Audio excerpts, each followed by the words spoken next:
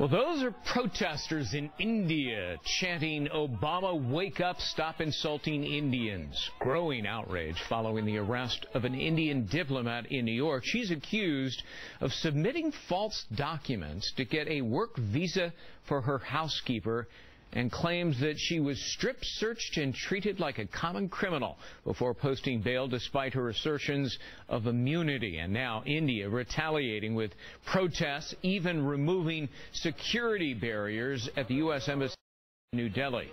Whiton is a former State Department senior advisor, the author of Smart Power Between Diplomacy and War. I mean, what starts out as really a tiny, almost insignificant incident regarding a housekeeper and some papers suddenly elevates itself into a serious incident with India and the United States. It's out of proportion, isn't it? It is. I think there's blame to go around on both sides here. But ultimately what India is doing is very dangerous. It's endangering Americans and endangering Indians. The threat of terrorism isn't just theoretical in India like it might be in some place like Germany, for example. It's real, of course. We're only a few years after a serious terrorist attack in Mumbai. There have been terrorists active in the capital of Delhi. And to remove security barriers for, frankly, misconduct by their own diplomat in New York is really outrageous. Yeah. And what about the issue of diplomatic immunity? I mean, certain people do get immunity, others do not. That's right. The State Department and the officials in New York actually did this by the book.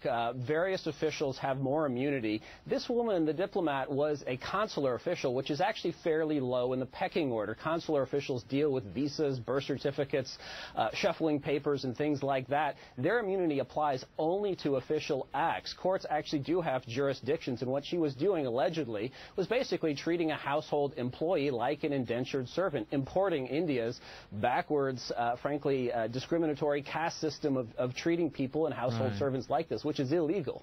Well, isn't the normal protocol, and you would know better than I, that someone like this, I mean, you don't arrest them, you don't prosecute them, they're persona non grata and they're expelled, and that's the end of it?